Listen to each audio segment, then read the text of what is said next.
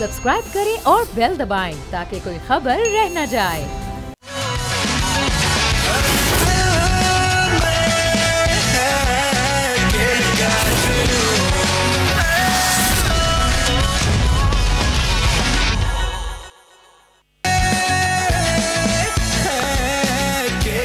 अस्सलामुअलैकुम, खुशामदीद। Champions trophy 2025 की इस खुसूसी ट्रांसमिशन को लिए हम आपके सामने, हम आपके साथ आ गए हैं, यानी कि जज्बा जंग जी। मैं हूं सैयद फैसल करीम और मेरे साथ हैं सादिया सैमसन। और उम्मीद करते हैं कि आप सब ठीक ठाक होंगे, खैरियत होंगे और बहुत ही ज्यादा एक्साइटेड होंगे। क्योंकि 1996 के बाद हमारा और आपका प्यारा मुल्क पहली बार इतना बड़ा मेगा इवेंट होस्ट करने जा रहा है। 1996 की यादें हमारे भी जहनों में ताजा है। Arjuna Ranatunga lifting the trophy at Gaddafi stadium, it was iconic. उसके बाद हमें इस बात को भी कहना होगा कि पाकिस्तान की क्रिकेट और पाकिस्तान की कौम ने सफर किया, लेकिन ये कौम इतनी रेजिलिएंट है, इसने हर चीज का मुकाबला किया and finally made a ट्रेमेंडस comeback with the same zero, बल्कि उससे शायद ज्यादा, उससे भी ज्यादा। तो भाई कमेंडेबल है। आप सब लोग चैंपियंस ट्रॉफी से पहले पूरी पाकिस्तान की कौम मुबारकबाद है कि हम इसको होस्ट कर रहे हैं और आज हम हैं होस्ट और हमारे साथ हमारा पैनल, हमारे गेस्ट भी मौजूद हैं। So let me introduce the fiery Tanveer Ahmed हमारे साथ मौजूद है। तनवीर भाई, थैंक यू सो मच। अस्सलाम वालेकुम आपको और बहुत बहुत खुशामदीद टू द स्टूडियो। वालेकुम अस्सलाम। और बड़ा जबरदस्त स्टार्ट किया आपने यार, बहुत शुक्रिया सर। आपकी प्रेजेंस है, ये आपकी प्रेजेंस है, ये आपकी करामात है। और इसके साथ साथ देखें, जब होती है ना, जब फायर होती है तो उसके साथ साथ आइस भी होना बहुत जरूरी होता है। और उसी के लिए हमारे पैनल में मौजूद हैं फवाद मुस्तफा साहब, क्रिकेट एनालिस्ट। एंड ये जो है ना, हम सब जब गर्म हो रहे होते हैं तो हमें थोड़ा सा हल्का रखने के लिए वेलकम। How are you? उम्र का तकाजा है। नहीं, still the young and handsome and graceful. कैसे है? How is it? जबरदस्त जी, आज पहला दिन है। अब देखिए शुरुआत, मैच भी पहला है। एब्सोल्युटली। यू नो, आपके साथ साथ हम आपको ये भी बताएं कि हमारे शो में हम आपके लिए बहुत सारे सवालात लेकर आएंगे और जो आप जवाबात देंगे, आपके पास देखिए ये 1 घंटा होगा आपके पास जवाब देने के लिए। और वो जो आप जवाब देंगे हमारे फेसबुक पे, तो फिर उसमें से एक आपको गिफ्ट हैम्पर मिलेगा जब आप उसमें से। मैं भूल गई थी उसको कंटिन्यू करना। हाँ, एब्सोल्युटली। तो let's go first to the question of the day. और फवाद भाई, आपके पास सवाल है, so please throw the question of the day. देखिए जी, सवाल ये है, 2017 की चैंपियंस ट्रॉफी सबसे ज़्यादा विकेटें किस बॉलर ने हासिल की? जोश हेजलवुड, आदिल रशीद, जुनैद खान या फिर हसन अली? और जवाब तनवीर को पता है लेकिन बताना नहीं है। हाँ, क्योंकि अगर बता देंगे तो फिर हैम्पर हम कम से कम तनवीर भाई को तो नहीं देंगे ना। नहीं मिलेगा। अच्छा, आप कुछ बोल रहे थे that time, you were saying something when we moved. मैं ये कह रहा था कि आपने बोला ना कि ये यहाँ का माहौल बड़ा गर्म रहेगा और इनको आइस उसके लिए रखा हुआ है। ये आइस काम नहीं है कि हम गर्म ही रखेंगे माहौल को, ये भी इनको भी हम अपने साथ गर्म कर देंगे, इनको भी गर्म कर देंगे। माहौल तो होगा ना गर्मा गर्म, और माहौल कल ज्यादा गर्मा गर्म हो जाएगा जिस वक्त नेशनल बैंक अरीना में पहला वनडे पाकिस्तान बमुकाबला न्यूजीलैंड हो रहा होगा।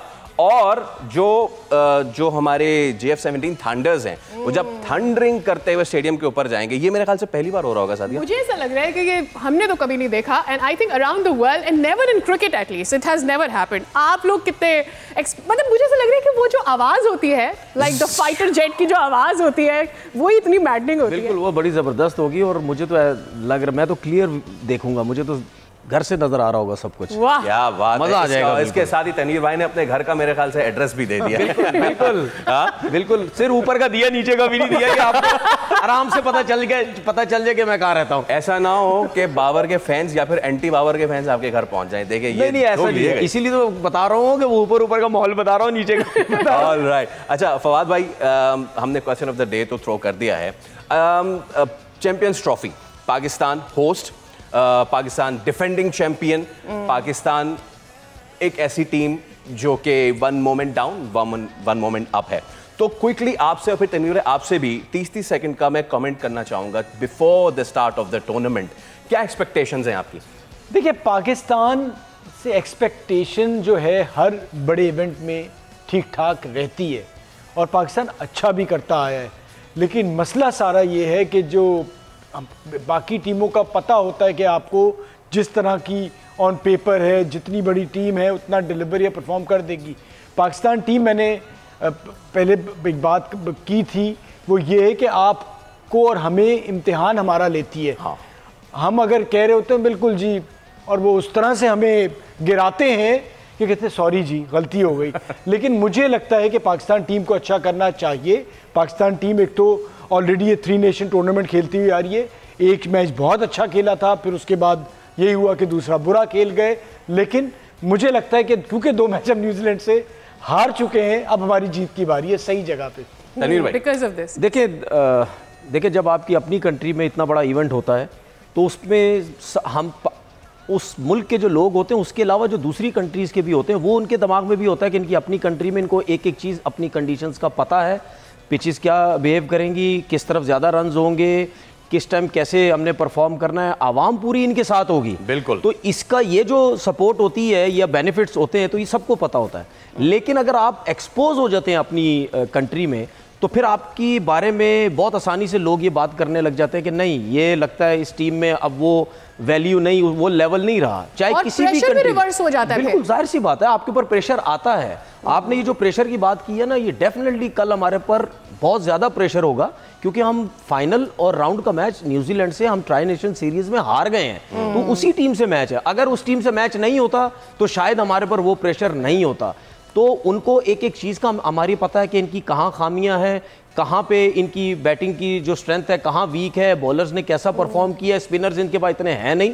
तो हम जो इतना बड़ा टूर्नामेंट खेलने जा रहे हैं, हमने सबको ये तो ज़रूर बता दिया कि हमारे में वीकनेसेस बहुत हैं। बाकी बात ये है कि आसरे पे हम क्रिकेट खेलेंगे, आसरे पे हम अगर जीतते हैं तो जीतते रहे, वो अलग चीज़ है। लेकिन अगर ऑन पेपर देखा जाए या परफॉर्मेंस वाइज देखा जाए तो फिर न्यूजीलैंड को ही जीतना चाहिए अगेंस्ट पाकिस्तान, क्योंकि जो पाकिस्तान की बिल्कुल जो पाकिस्तान की परफॉर्मेंसेज इस टाइम चल रही हैं, मैं वो बंदा नहीं हूं मैं कहता हूं जी बस किस्मत पे यकीन करके काम चलता रहे। मैं ये कहता हूं कि पूरी टीम होनी चाहिए, उसके बाद आप हारते हैं वो अलग चीज है। हाँ, लेकिन तो अगर आप अपना बेस्ट तो देना, गिव योर कैपेसिटी। आपने देखे हमारे प्रेडिक्शन से पहले एक प्रेडिक्शन दे दी, हम आपसे लेंगे प्रेडिक्शन, लेकिन you know going forward in the show सब आ गए हैं। एक्साइटिंग बात यह है सादिया कि इससे पहले ट्राई नेशन सीरीज हुई जिसमें 2 कंट्रीज है, उससे पहले इंटरनेशनल टीम्स में आना शुरू कर दिया था। लेकिन अब इतने ही वो यू नो खूबसूरत मनाजिर थे जब अफगानिस्तान से लेकर ऑस्ट्रेलिया, साउथ अफ्रीका, न्यूजीलैंड तो पहले आ गए थे, इंग्लैंड, ये सारी टीम्स आई, कोई नहीं आया है। क्या मुझे कहने की जरूरत है या किसी को पता है? आई थिंक सबको पता है कि कौन नहीं आया। कोई नहीं आया है, और वो क्योंकि नहीं आया है इसलिए उसको तकलीफ हो रही है कि यहाँ ये सब कुछ क्यों हो रहा है। हम बात कर रहे हैं अपने पड़ोसी भारत की। और अब एक आपको याद है कि सबसे पहले एक रोना गाना क्या शुरू हुआ था? सबसे पहले रोना गाना ये शुरू हुआ था, अरे ये स्टेडियम क्या बनाएंगे, ये नहीं बना सकते, बन गए। उसके बाद क्या हुआ, अरे फ्लड लाइट इनकी क्या हो गई, ये ऐसा वैसा हो गया, अपनी फ्लड लाइट फूक गई, अपनी फ्लड लाइट फूक गई। अब ये हुआ है, उन्होंने ये रोना गाना किया है कि भाई हमारा झंडा क्यों नहीं, हमारा झंडा क्यों नहीं। तो इसके पीछे हमने आज थोड़े से अपने घोड़े दौड़ाए, थोड़ी सी इन्वेस्टिगेशन की। बहुत सारी भारतीय वेबसाइट्स हैं और वो भारतीय वेबसाइट्स ने जब ये खबर लगाई कि जी स्टेडियम से झंडा नहीं है भारत का, तो उस पे उनके अपने लोग उनको क्या जाके कह रहे हैं। मैं चाहूंगा कि इसको हम प्ले करें, फिर इस पे हम तनवीर और फवाद भाई से बात भी करेंगे कि अपने इंडिया के लोग उनके इस प्रोपेगेंडे को जो वो कर रहे हैं कि जी हमारे पास जो है वो you know there you go. सबसे पहले तो हम आपको ये बता दें कि जो बहुत ही जाने माने किस्म के इंडियन अखबार थे, उन्होंने लगाया कि कदाफी स्टेडियम में तिरंगा नहीं लगाया गया और उस पर उन्होंने तस्वीर लगाई हुई है ये नेशनल स्टेडियम की। तो सबसे पहला भंड तो यही हो गया। अच्छा, उसके बाद we will play this later, लेकिन उसके बाद हम वो तस्वीरें दिखाएं, वो कमेंट्स दिखाएं कि जो इंडियंस ने खुद जाके अपने इन अखबारात को बताया है, यू नो दिस, कि खुद बताया है कि जी क्या मसला है। मसला यह है कि बहुत सारे लोगों ने जो है वो कमेंट्स किए हैं कि जी क्योंकि भारत नहीं आया, क्योंकि हम नहीं गए, देयर यू गो, ये खुद इंडियंस हैं, ये हम देख रहे हैं, ये खुद इंडियंस है। भाई India didn't participate in Pakistan, why should they display Indian flag. इसके बाद दिनेश सोलंकी वो कह रहे it's okay since in India India is not playing. फिर सिमर सिंह है, I agree with this since India isn't travelling to Pakistan. तो जनाब आली तनवीर भाई, जब खुद इंडियंस अपने मुंह से कह रहे हैं, वो आईना दिखा रहे हैं उनके अपने लोग कि जब आप नहीं आए तो हम फ्लैग डिस्प्ले नहीं कर रहे हैं, तो इससे बहुत सारी चीजें साफ हो जाती बोल दिया कि भाई दुबई में लगेगा ना, जब आप दुबई में खेलेंगे तो वहां झंडा लग जाएगा। देखिए इसका सिंपल सा जवाब मेरी तरफ से ये है कि नहीं आओगे तो फ्लैग भी नहीं लगेगा।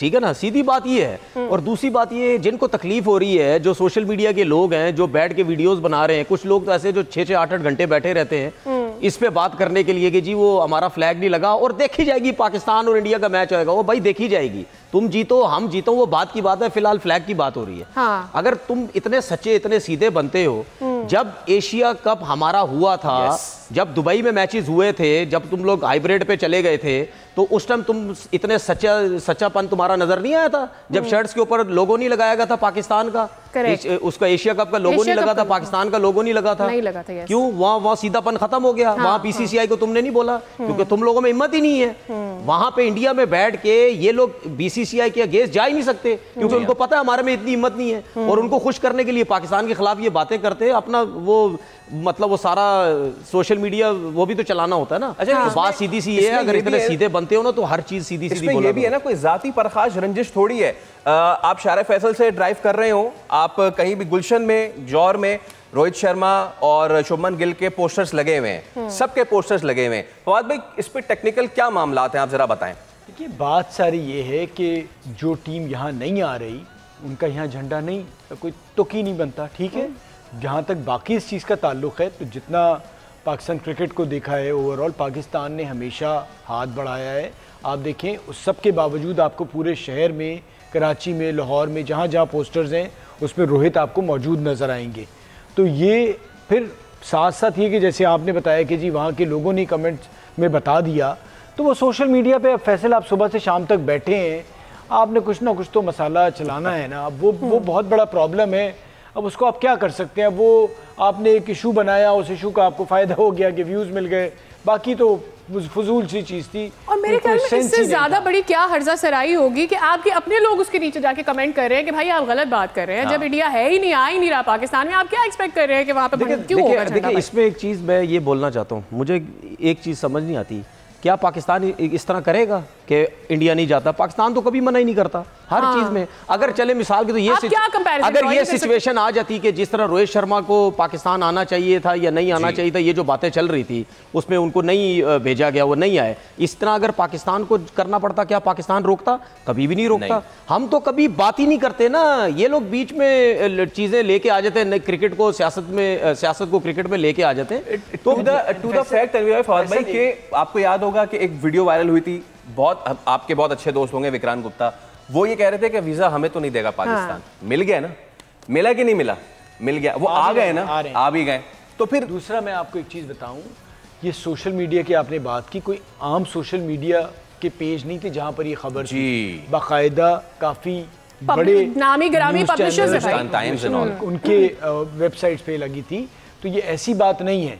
अब आजकल अफसोस ये कि बगैर तहकीक के आप सारा कुछ पहले कर देते हैं और कोई पूछने वाला नहीं है, तो उस पर कोई सवाल ही आप नहीं कर सकते। लेकिन फजूल का सुबह से लगा, मेरे ख्याल में आप एक्सपोज भी होते हैं ना कि आपकी इंटेंशन क्या है, आपकी इंटेंशन प्रोपेगेंडा। देखिए, इनको एक्सपोज होने का, ये इंडिया का जो मीडिया है ना, इनको एक्सपोज होने का कोई डर नहीं है। ये सिर्फ कोशिश ये करते हैं कि पाकिस्तान के अगेंस्ट बात करके मीडिया में अपने जो लोग हैं जो थोड़ा बहुत पाकिस्तान की सपोर्ट करते हैं उनको भी पाकिस्तान के खिलाफ करो, ये कोशिश ये करते हैं। नहीं तो क्या मतलब, आंखें नहीं है, बटन है, नजर नहीं आता कि हमने क्या किया हुआ है, हमने क्या किया हुआ है और वो क्या कर रहे हैं, नजर नहीं आता। अभी आपके जर्नलिस्टों को वीजा नहीं मिला क्या? बिल्कुल ठीक है। आपकी जितनी ब्रॉडकास्टिंग की टीम है सब क्या बोलते हैं, इंडिया से ताल्लुक रखते हैं ज्यादातर लोग, बगैर डिले के मिला है, इवेंट के शुरू होने से पहले मिला है। फिर तो हमारा अगर होगा, आप देंगे वीजा किसी को? पिछली बार बहुत आप रुलाएंगे, अगर जिसको देंगे भी उनको भी रुला के देंगे, पहले उन्हें ह्यूमिलिएट करेंगे। वर्ल्ड कप में बड़ी ज्यादती की थी। ओके, अच्छा, अब इसी पे अगर हम कंटिन्यू करें तो यही वो रवैया था जिसपे मेरे ख्याल से फिर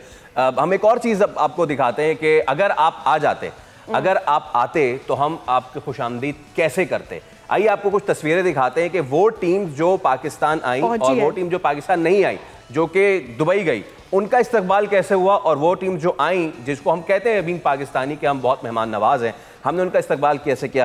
प्लीज़ वो तस्वीर चलाएं, वो मनाजिर दिखाएं दुनिया को कि कैसे इंडिया का वहाँ पे जब वो पहुँची। तो ये ऑस्ट्रेलिया की टीम थी सर, जब ये पहुँची है यहाँ पे उनको फूलों के गुलदस्ते पेश किए, ट्रेविस हेड आ रहे हैं, ग्लेन मैक्सवेल आ रहे हैं, इसके बाद ये अफगानिस्तान की टीम है, जब वह पहुंची तो उनको अजरक पेश किया गया। ये गुरबाज तो कॉकटेल भी इंजॉय कर रहे हैं। और देखें ये तमाम तर फजलुल्लाह फारूकी जो हैं वो भी, ये ऑस्ट्रेलिया की टीम है। अब जरा इंडिया की तस्वीरें दिखाएं कि जब वो एयरपोर्ट पहुंचे तो फिर उनके, ये देखें ये खाली खुली जा रहे हैं बिल्कुल, और इजी जा रहे हैं, कोई अजरके नहीं है, कोई कॉकटेल पेश नहीं कर रहा, बस दे आर जस्ट उसकी वजह ये नहीं है कि कोई उनके साथ डिफरेंस हुआ है, but the fact is this कि सारी manage everything is over here. यहां मेहमान नवाजी उधर होनी थी ना। तस्वीर में बड़ी खास चीज देखी है, क्या बताएं? जिसमें गौतम और रोहित उतरे हैं। हाँ। और लग रहा है कि दोनों मतलब एक दूसरे से जिस तरह से दूर हैं और अंदर की जो हालात उस पर तो बहुत पहले से बात हो रही है, हो तो रही है। जो नाराजगी है कोच की और कप्तान की, तो कुछ चीज़ें वैसे भी नज़र आ जाती हैं। वो तो अलग बात है कि जी मेहमान नवाजी और वो सारी चीज़ें, लेकिन आपको होता है ना कि आप उतरे हैं तो थोड़ा सा आप में आपके शक्ल से कुछ चीजें नजर आ रही होती हैं, बॉडी लैंग्वेज तो आपकी क्या शो कर रही है, बल्कि वो तो अभी भी चल रहा है, पता है फैसल अभी भी चल रहा है, अभी टीम सिलेक्शन तक तो वही चल रहा है। एंड आई थिंक जो गौतम का एटीट्यूड है, probably India will have to pay the price for that. The team will have to pay the price. देखिए मैं आपको बताऊं, जिस दिन ये हेड कोच बना था ना, मैंने उसी दिन ट्वीट की थी, मेरी बहुत सी चीज़ें गौतम गंभीर के साथ ना थोड़ी वो लोग ना सोशल मीडिया में लगा देते हैं, क्योंकि मैंने एक आध जगह पे गौतम गंभीर के साथ कुछ फाइट, मतलब लफ्जी कुछ फाइट भी आर्गुमेंट हो गया, क्योंकि उसने बोला था ये 5 टेस्ट मैच वाला क्या बोलेगा, तो मैंने उसको बोला था भी लग पता जाएगा 5 टेस्ट मैच वाला क्या बोलेगा। ये कुछ 5-6 साल पुरानी बात है, तो उसको फिर जोड़ के इस तरह बातें, फिर मैंने गौतम गंभीर के बारे में बात भी की कि ये अगर हेड कोच बन गया तो इंडियन टीम सारी बर्बाद कर देनी है, क्योंकि उसका जो एटीट्यूड है, इस किस्म का एटीट्यूड का बंदा टीम ये 15-20 बंदे नहीं चला सकता। वो कभी शायद अफरीदी को धक्का मार देते हैं, ठीक है, तो वो ये समझता है कि अब आप मुझे एक बात बताएं, जब से ये टीम में आया है उसके बाद से टीम का माहौल खराब हुआ है। उससे पहले रवि शास्त्री थे, कितना जबरदस्त टीम का माहौल चल रहा था। ये जब से आया है इसने सारी टीम जो है बर्बाद कर दी। उसके बाद दूसरी बात ये जो बात हो रही है ना कि वो उधर मुंह नीचे करके शर्मा जा रहा है, वो उधर जा रहा है, वो तो प्रॉब्लम है। शायद वो ये सोच रहे हो कि जी एक तो टीम का माहौल भी है, दूसरा बिरयानी कराची की बहुत मिस करेंगे, लाहौर का खाना बहुत मिस करेंगे भाई। दुबई में 1-2 जगह है जहाँ पे मिलती है, लेकिन कराची वाले के बात सुने, वो चीज तो नहीं होगी ना यार जो यहाँ से मिलेगी। दूसरी टीमें इस चीज का मजा भी लेंगी, ये लोग नहीं लेंगे। हाँ भाई फवाद भाई, बिरयानी का मजा नहीं ले पाएगी फिर इंडिया। द्रविड़ जैसी शख्सियत बिल्कुल रिप्लेस करते हैं, और आप पे क्योंकि एक सियासी एक पॉलिटिकल पार्टी की तरफ से आप आए हुए हैं, और आपका होता ही कि जब आप एक बड़ी मेंबर ऑफ पार्लियामेंट या उस पोजीशन से इस पोजीशन पे आए ना, उसमें आपने लोगों को मैनेज करना होता है और उनसे काम लेना होता है। बिल्कुल ठीक। यहाँ आपने कोई डिक्टेटर वाला रूल नहीं होता, और वो भी खास तौर पे कि जब आपको पता है कि आजकल क्रिकेटर्स के पास भी बहुत ऑप्शन मौजूद हैं, और वो क्रिकेटर टीम में जो आपसे बड़े हैं बहुत, जिन्होंने हर लिहाज से आप ज़्यादा क्रिकेट के लिए, तो उनको मैनेज करना, उनसे आप लड़ते नहीं हैं। ठीक है। यहाँ मुझे गौतम का जो रवैया ज़्यादातर लगता है वो ये कि वो मेरे ख्याल से मैच डालते हैं। तो खैर इंडिया के लिए तो मैंने कहा कि जी इंडिया को तो 2 ही चीज़ें नुकसान पहुँचाएंगी, एक उनका यूएई में खेलना और एक गौतम, क्योंकि उन्होंने नहीं सीरियसली, क्योंकि वो कंडीशंस पाकिस्तान की उन्हें ज़्यादा सूट करती जिस किस्म की वो क्रिकेट खेल। लेट्स सी उन कंडीशंस की तो हम बात करेंगे। अब देखिए इसमें जो इन्होंने इसकी पॉलिटिक्स की बात की है ना, देखिए क्रिकेट में कभी भी पॉलिटिक्स नहीं आनी चाहिए। ये जो सियासी लोग होते हैं ना, जो आके क्रिकेट के अंदर जो है वो चले जाते हैं, चाहे वो कहीं भी हो, आपकी क्रिकेट बर्बाद हो जाएगी। ये आपके सामने इंडिया है ना, यही जो सियासतदान है, इन्हीं के ये जय शाह वगैरह इसी पार्टी से ताल्लुक रखते हैं, ये गौतम गंभीर भी इसी पार्टी से ताल्लुक रखते हैं। तो हुआ क्या, ये चारों तरफ से इन्होंने क्रिकेट को घेर लिया कि जी हमारे बंदे लेके आओ, हमारे बंदे लेके आओ। तो ये चीज़ें किसी कंट्री में भी अगर ये चीज़ें चलती रहेंगी, आप अपने लोग ज़बरदस्ती क्रिकेट के अंदर लेके आते रहेंगे किसी भी शोबे के अंदर, तो वो आपको आगे चल के उसका नुकसान ही मिलेगा और लोग आपको सपोर्ट नहीं करेंगे। बल्कि ऑलरेडी मेरे ख्याल में उसकी एक रिफ्लेक्शन हमें नजर भी आ रही है already in the Indian team, attitude and everything. मेरे ख्याल में अब इससे पहले कि हम ब्रेक की तरफ जाएं, प्रॉबेबली हम उससे पहले मेरे ख्याल में हमें New Zealand match Pakistan versus New Zealand की बात करनी है, तो ब्रेक पर जाने से पहले can we have a look at the head to head मेरे ख्याल में, एंड देन ब्रेक पे आने से पहले अगर हम हेड टू हेड देख सके Pakistan versus New Zealand, there you go and Sadia Samson please. बिल्कुल, हमारी वॉल पर आप देख रहे हैं head to head Pakistan versus New Zealand. हमारी आखिरी परफॉर्मेंस तो अच्छी नहीं रही है, बट ओवरऑल अगर बात करें तो पाकिस्तान ने 61 मैचेस जीते हैं, जबकि न्यूजीलैंड ने 53 मैचेस जीते हैं, और इसके अलावा होम पर पाकिस्तान ने 22 जीते हैं, उनकी जानिब से 31 जीते गए हैं, और अवे होम पाकिस्तान ने 15 मैचेस जीते, लेकिन 8 मैचेस जीते हैं न्यूजीलैंड ने, और न्यूट्रल जो हुए हैं वो है 24 वर्सेस 14 रिस्पेक्टिवली पाकिस्तान वर्सेस, तो ये रहा है सूरत हाल। लेकिन चूंकि आखिरी मैच हम बार बार बात कर रहे हैं कि उन्होंने जीता और पाकिस्तानी टीम थोड़ा दबाव में नजर आई, उसका कोई साइकोलॉजिकल इफेक्ट होगा, इस पर भी बात करेंगे। एब्सोल्युटली। तो जनाब अली अब देखें, जो नहीं आए उन पे क्या ही बात करना, जो आ गए हैं उन पे बात करेंगे। न्यूजीलैंड की हेड टू हेड हमने बात कर ली है, लेकिन इससे पहले जो 3 मैचेस हुए हैं, ये 2 ट्राई सीरीज में और उससे पहले एक मैच, न्यूजीलैंड ने पाकिस्तान को नाको चने चबवा दिए हैं। अब ऐसा पाकिस्तान क्या करे कि बाजी पलट दे। एक ब्रेक के बाद हम स्टैट्स की बात करेंगे, आपने कहीं नहीं जाना, क्योंकि इस वक्त गोल पे चल रहा है चैंपियंस ट्रॉफी 2025 खेल का जुनून।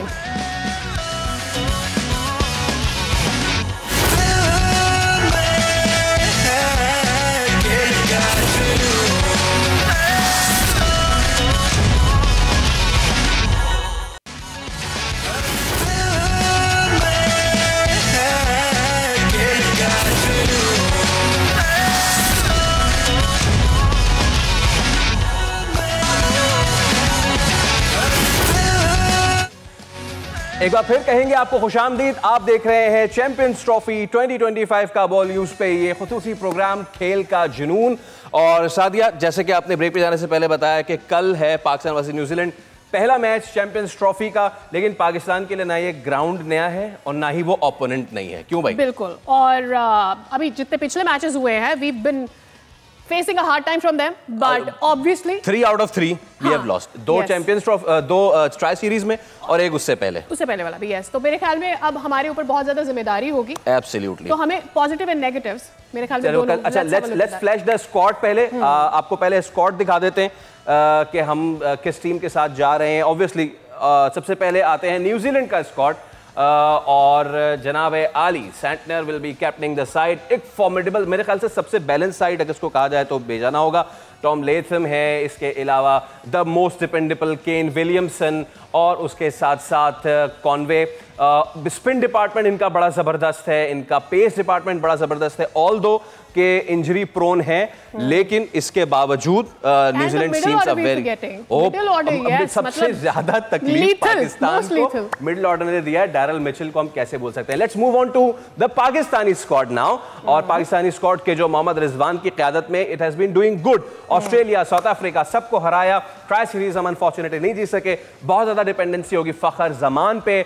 ऑब्वियसली क्या ही कहें, बाबर जब पूरा नेशनल स्टेडियम चिल्ला रहा था तो यही तकाजा कर रहा था कि बाबर 100 हो जाए, 100। इसके साथ साथ ये देखना होगा सऊद शकील, उनको ये नया रोल दिया गया है और he is a very good batsman, but at 4 और 5 तो 1 डाउन पे वो क्या रखेंगे। इसके साथ साथ हमारे और भी टीम में बहुत सारे मेंबरान हैं, लेकिन मेरे 2 अनमोल रतन, एक का नाम खुशदिल शाह, एक का नाम फ़हीम अशरफ। तो जनाब आली, अब जरा स्क्वाड की थोड़ी सी गुफ्तगू कर लें। की प्लेयर्स जो हैं वो कौन कौन से होने जा रहे हैं। Let's go straight to Tanvir भाई। तनवीर भाई, आपने फ़हीम अशरफ खुशदिल के शाह का नाम क्यों लिया? मेरे 2 अनमोल रतन। क्यों? बस हैं अनमोल रतन। ये तो आप बताएं ना, ये आप बताएं मुझे। नहीं देखें, एक फेसबुक पे चीज मशहूर हो रही है, हमें मैच फिनिशर चाहिए था, तो ये दोनों क्रिकेट फिनिश करने वाला नहीं चाहिए था। बट ऑन द कॉन्ट्ररी, खुशदिल शाह को आखिरी बार आपने मैच फिनिश करते हुए कब देखा था पाकिस्तान के लिए? आपको याद है? मैंने तो कभी नहीं देखा। आपको याद है? देखिए, मैं आपको एक चीज़ बताऊं, एक तो पाकिस्तान की टीम अब बन गई है, ठीक है। साथ साथ हमारे यहाँ होता ये है कि आप कल भी मैं मैच पे देखा, मैंने वीडियोस भी देखी कि खुशदिल फील्डिंग कर रहा है, पर्ची। अच्छा, अगर हम पर्ची पे आ जाए ना तो बहुत से शोबों में आपको ऐसा नज़र आएगा कि खुशदिल तो बड़ा मेरिट पे लगेगा, ठीक है। हमें ना थोड़ा सा ख्याल रखना चाहिए। एक तो बात हो रही है, जो मैच भी देखने गए हैं, थोड़ा सा अभी इवेंट स्टार्ट हुआ है, किसी भी प्लेयर को इतना टारगेट ना करें कि फिर आप जिस टीम को जितवाने गए हैं अब वो टीम में आ गया, जो लेके आए उससे बात करें वो क्यों लाया। लेकिन प्लेयर को हम ज्यादा टारगेट नहीं, ख्याल कितना रखें? फैसल हम प्लेयर को टारगेट करते हैं, जो लेके आया है उससे सवाल होना चाहिए। बिल्कुल ठीक है, खेलने को तैयार होता है, आप उसको क्यों लेके आए? उस वक्त स्टेडियम में लोग अजहर महमूद तो नहीं चिल्लाएंगे ना, चिल्लाएंगे उसी के नाम पे जो सेंचुरी मारेगा या जो सेंचुरी नहीं मारेगा। बट सर, अभी तो इवेंट स्टार्ट हुआ है ना, आप चाह रहे हैं आपका मुल्क जीते, आपका मुल्क अच्छा करे, कम से कम उसमें थोड़ा सा सब्र से तो यानी कि तनवीर भाई, हमें खुशदिल शाह से जो है वो एक्सपेक्टेशंस रखनी चाहिए, इवन फ़हीम अशरफ से भी। देखिए, एक्सपेक्टेशन तो मैंने जिस तरह बोला ना कि अभी थोड़ी देर पहले कि हम हवा में बात करते हैं, हवा में काम हो गया, तुक्के में क्रिकेट जीत गए, खेल लिया, परफॉर्मेंस कर ली, तो उसी पे हो गया तो हो गया। मैं सिर्फ ये कहता हूँ कि यार अगर किसी प्लेयर के बारे में कोई पर्ची का वर्ड यूज़ हो रहा है, अगर हो रहा है तो क्या वो गलत हो रहा है? वो क्यों लोग यूज़ करते हैं? क्योंकि वो उसका दूर दूर तक कोई चांस नहीं था। दूसरा, इन्होंने जो बात बोली वो बात भी सही है कि जो लाए हैं उनको क्यों नहीं पकड़ा जाता। ठीक है, उनको भी पकड़ा जाना चाहिए, क्योंकि अगर खुशदिल शाह या ये बेन स्टोक, मैं उसको पाकिस्तान का बेन स्टोक बोलता हूं, ऐसा कि लोग ये समझते हैं ना बहुत जबरदस्त फास्ट बॉलर है, बड़ा लेफ्ट हैंडेड प्लेयर है, बड़े छक्के के मारता है, तो अगर उसको लाए हैं तो फिर जो लेके हैं उनसे क्यों नहीं पूछा? तुम्हारे तो हैं अभी बांग्लादेश प्रीमियर लीग, ठीक है, उनसे क्यों नहीं पूछा जाता? जब आपकी टीम हारती है तो हमारी आवाम जो है वो प्लेयर के पीछे पड़ जाती है। ये पीछे से पिछले दरवाजे से निकल जाते हैं सारे, जो सिलेक्ट कर करके, जिसमें सिलेक्टर्स भी होता है, कप्तान की इनपुट भी होती है, और लोग भी होते हैं कि भाई ये इनको टीम में लाया जाए। बात ये होती है कि उन लोगों के ऊपर ज़्यादा बात होती है जिनका दूर दूर तक कोई टीम के साथ वास्ता नहीं होता, और जो खेल रहे होते हैं, जिस तरह आपने साउथ अफ्रीका, ऑस्ट्रेलिया या जिम्बाब्वे की सीरीज की बात की जी, वो क्यों लड़के टीम में नहीं थे जो जीत के आए? अब मैं बहुत से लोगों की बातें सुनता हूं ना, हमने कॉम्बिनेशन बनाना था, हमने कॉम्बिनेशन जिसकी वजह से इसको बेन स्टोक को जो लेके आए, क्या नाम है इसका, फहीम अशरफ प्लीज, उसके बाद खुशदिल शाह को। प्रॉब्लम क्या हुई थी? प्रॉब्लम तो साइम अयूब की हुई थी। वो अपना रन फिट हुआ था, बाकी तो कोई नहीं थे, बाकी तो सब चल रहे थे। वो कॉम्बिनेशन आपने उसके चक्कर में ओपनर नहीं लेके आए। ठीक है, आपने बाकी सारी टीम को तहस-नहस कर दिया। तो जो चीजें गलत होती हैं उसके ऊपर मैं समझता हूं कि जरूर बात करनी चाहिए। बिल्कुल, वो बात की बात है कि खुशदिल शाह ने कर दिया या उसने फहीम अशरफ ने कर दिया, पता नहीं कब किया ना। सवाल ये है कि देखिए हुआ कब है, ये मैं तो यही तो कह रहा हूं। बल्कि मेरा बल्कि ये होना क्या चाहिए, होना ही चाहिए क्वेश्चन ऑफ द डे जो है ना, हम मेरे ख्याल से चेंज कर देते हैं। क्वेश्चन ऑफ द डे ये होना चाहिए कि आखिरी बार खुशदिल शाह ने कब जिताया, 2017, 2018, 2019 या कभी नहीं? देखिए ये होना चाहिए सवाल। अगर फहीम अशरफ या खुशदिल शाह बहुत अरसे से खेल रहे होते ना, ये नहीं परफॉर्म करते तो समझ आती कि यार इतने अरसे से खेल रहे, बुरा टाइम चल रहा था, नहीं परफॉर्म कर रहे। लेकिन एक बंदे की जगह ही नहीं है और आप बांग्लादेश प्रीमियर लीग के स्टैंडर्ड से आप इनको सिलेक्ट करके टीम में ला रहे हैं। उसके बाद आपका head coach Aqib Javed press conference में इनको डिफेंड किए जा रहे हैं। ऐसा नहीं होता है। हमने कभी ये किसी भी क्रिकेटर के लिए ये वर्ड यूज नहीं किया कि ये फारिग क्रिकेटर है, इसको खेलना नहीं आता। नहीं, हम हमेशा कहते हैं कि यार ये क्यों टीम में आया, किसके कहने पे आया, किसकी पर्ची पे आया, क्यों आया, कौन लोग थे इनको बाहर से लेके आए, क्योंकि इनकी कोई जगह नहीं थी। तो इसीलिए सवालात होते हैं और कोई वजह नहीं होती। अच्छा, चूंकि आकिब जावेद की बात हो गई है, फवाद भाई, जब टीम का कॉम्बिनेशन बना था, टीम जिन दिनों में जीत रही थी, जो सिलेक्शन हो रही थी around here and otherwise as well, we been praising कि आकिब जावेद ने स्टेप अप किया है, टीम जो लेकर आया बड़ी अच्छी हुई है। फिर अब क्यों? एंड फिर चलो कोई सिलेक्शन हो जाती है, कहीं से भी हो, why did he has to defend that? क्योंकि अपनी भी तो क्रेडिबिलिटी तो देखनी है ना कम से कम। आप जो भी टीम बनाते हैं उसको डिफेंड तो करते हैं जी, इसमें तो कोई दो राय है नहीं। अच्छा, मैं तनवीर साहब तो एग्रेसिव और छक्के मारते हैं, मैं बड़ा टुक टुक करके अपनी बारी करता हूं और बड़ा सब्र से काम लेता हूं अपने एनालिसिस देने में। उसकी वजह यह है कि मैं, आप हमारे मेजबान हैं, थोड़ा सा, हाँ बिल्कुल, थोड़ा सा मैं वेट करके बात करना चाहता हूं। आपने एक टीम बनाई है, ठीक है, आपने ये टीम बनाई है, कल हमारा पहला मैच है, उसके बाद भी मैच होंगे, ठीक है। अच्छा, सवाल होगा क्योंकि आपने ये टीम बनाई है। अभी अब सब आप कह रहे हैं कि जी ये इसलिए है, ऐसा नहीं है, ये नहीं है। हमारे पास भी बहुत सारे ऑप्शन मौजूद हैं और आगे भी होंगे, ठीक है। क्योंकि अब वो 15 में नहीं है, हाँ, तो हम बात सिर्फ ये करेंगे कि जी कल के मैच में क्या होता है पहले तो, फिर उसके बाद अगेंस्ट इंडिया, तो बात तो बहुत कुछ होगी। अभी हम भी लंबाई, हमारी सीरीज भी यहाँ पर लंबी है, तो मैं थोड़ा कह रहा हूँ कि जी ठीक है, आपने टीम बनाई है ना, करेंगे बात। अच्छा, मेरे ख्याल में we've been before the show, पत्ती ठोक के मिठा रोक के, बिल्कुल ये वाली चीज है ना।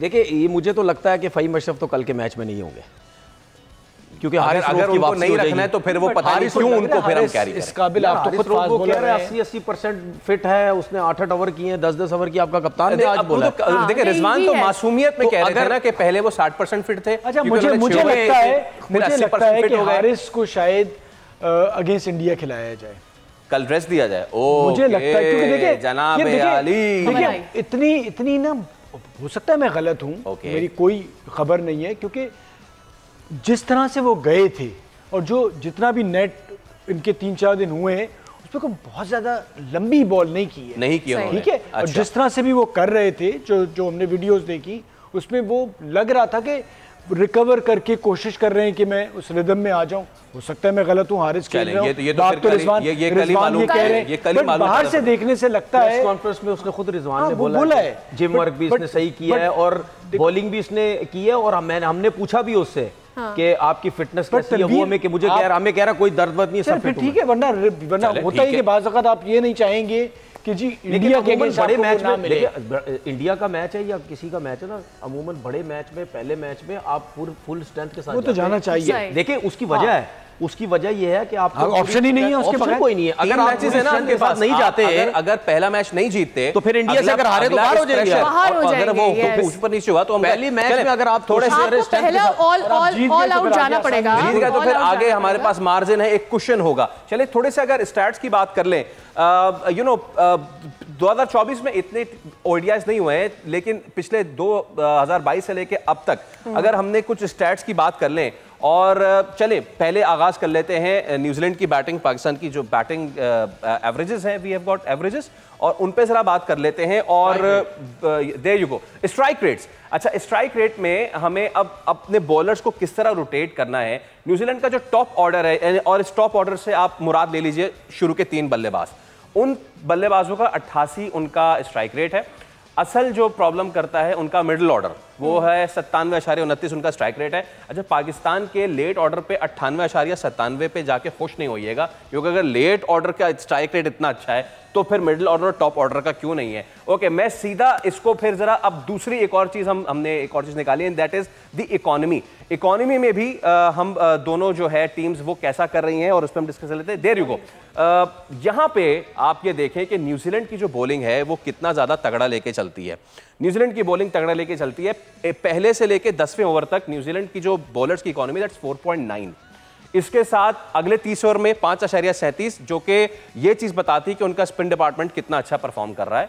और आखिरी के 10 ओवर, यहां पे ये चीज है, आखिरी के 10 ओवर बहुत महंगे साबित होते हैं न्यूजीलैंड के बॉलर्स के। तो अब मेरा सवाल जनाब आली, सबसे पहले तो तनवीर भाई, अगर हम इस बॉलिंग को देखें, ऑल्दो के इसमें कंडीशंस कौन से हैं, सारी चीजें कतई नजर, पाकिस्तान को अपनी इनिंग्स कैसे बिल्ड करनी चाहिए अगेंस्ट न्यूजीलैंड, जबकि वो पहले 10 ओवर्स में बहुत टाइट बॉलिंग करते हैं, बीच में भी अच्छा बॉल कर रहे हैं, आखिरी में थोड़ा सा वो लूज आ रहे हैं, हम किस तरीके से अपनी बैटिंग को कैरी करें? देखिए, उनकी इकोनॉमी देख के हमें ये क्लियर एक चीज़ नज़र आई है कि सर्किल में या विद नए बॉल के साथ वो बहुत अच्छी बॉलिंग करते हैं, उसमें उनको चांस लेना ज़रा मुश्किल होता है। देखिए, उसकी सबसे अच्छी जो चीज़ नज़र उनके अंदर आती है, हमने अभी जो हाल ही में मैचेस हुए हैं या वो अपनी कंट्री में भी कहीं खेलते हैं, उनको बहुत अच्छे तरीके से वर्किंग करते हैं। मिडिल में बॉल करनी है, ज़्यादा विकेटों से हट के बॉल देनी नहीं है, सेंटर में बॉल करनी है, और उसके बाद वो बहुत अच्छे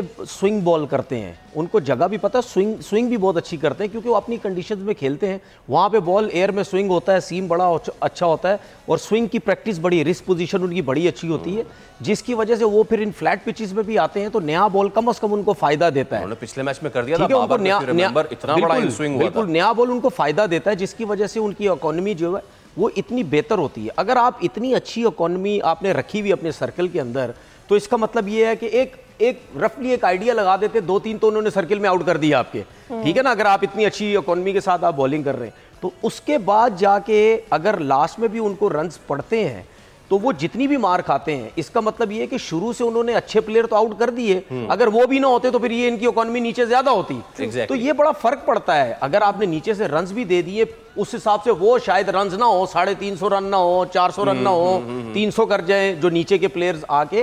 तो इन कंडीशन में जो ये चैंपियन ट्रॉफी जो पाकिस्तान में खेली जा रही है, इसमें मुझे नहीं समझ आई कि आकिब जावेद की, फिर मैं बात लाऊंगा, प्रेस कॉन्फ्रेंस में बैठ के बोल रहे हैं कि बाबर आजम नए बॉल से खेलेगा। नया बॉल कुछ हो ही नहीं रहा, फास्ट बॉलर का कोई नया बॉल नहीं हो रहा भाई। फास्ट बॉलर का फायदा ही यहाँ पे सिर्फ नए बॉल से है। अगर नए बॉल से आपने अच्छी बॉलिंग कर दी तो कर दी, वरना इसी तरह जो आपने इकोनॉमी एंड की बताई है, सब टीमों की यही होनी है।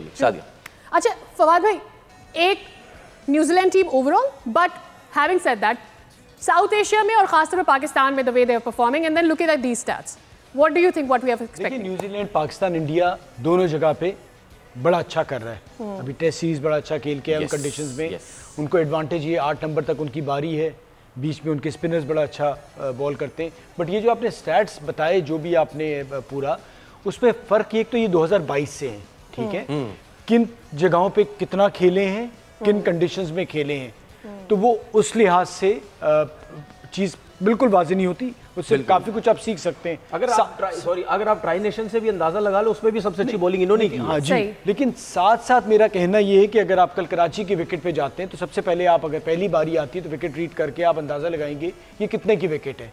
जो हम साउथ अफ्रीका के अगेंस्ट खेले थे तो वो लग रहा था कि 350 या 300 के करीब का गेम होगा, लेकिन जो अगला मैच था वो था कि जी 280-90 अगर हो जाए तो आप मैच पकड़ लेंगे। तो उससे आप अपना सारा प्लान करते हैं। और जहाँ तक बाबर की बात तनवीर कर रहे हैं कि जी वो ओपन में, तो मैं भी समझता हूँ कि बाबर ओपन में बहुत अच्छा कर सकते हैं। बाबर T20 में ओपन में खेलते रहे हैं, उनको बड़ा अच्छा एक्सपीरियंस, और ये कंडीशंस ऐसी हैं कि बाबर एक जिस मैच में खड़ा होगा तो वो अकेला ही आगे तक लेके जाएगा, लंबी बारी खुली कर सकता है।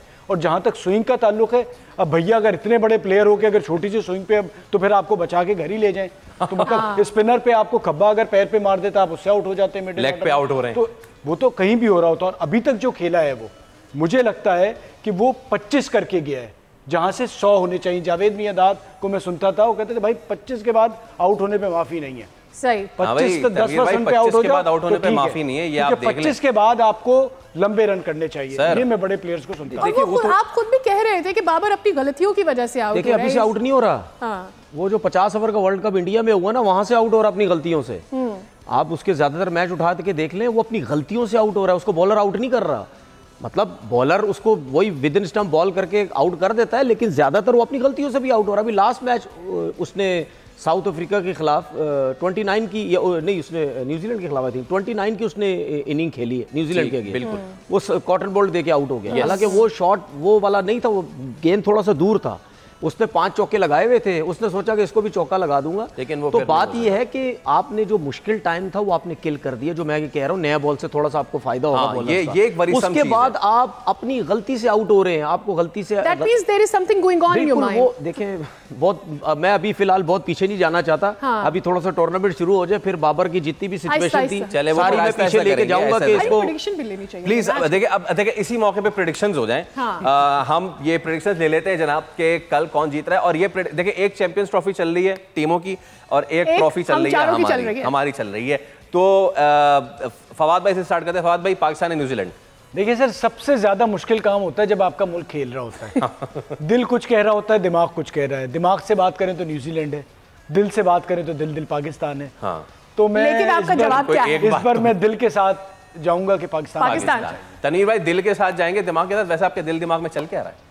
देखिए मैं तो ये कहता हूं कि जो उस दिन क्रिकेट अच्छे खेलेगा उसको जीतना चाहिए, और अगर ऑन पेपर टीम देखी जाए वो न्यूजीलैंड की ज्यादा अच्छी लगती है। तो मेरे हिसाब से एज अ क्रिकेटर मैं ही समझता हूं कि न्यूजीलैंड को जीतना चाहिए। All right, one in Pakistan favour, one in New Zealand. Sadia Samsung, आप किस?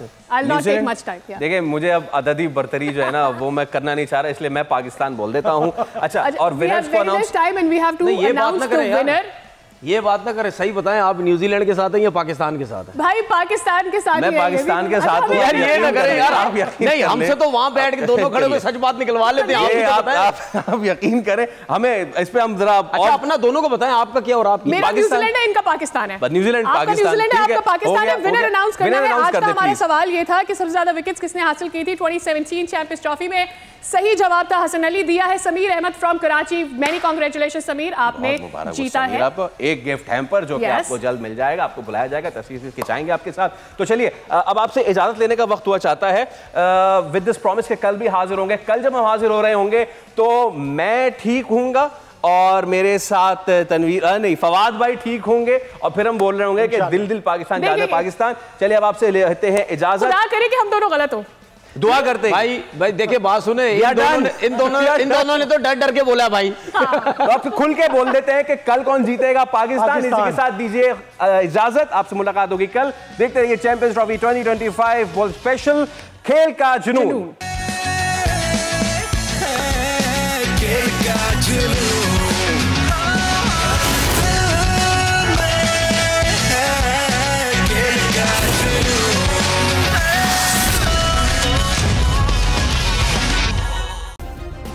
सब्सक्राइब करें और बेल दबाएं ताकि कोई खबर रह न जाए।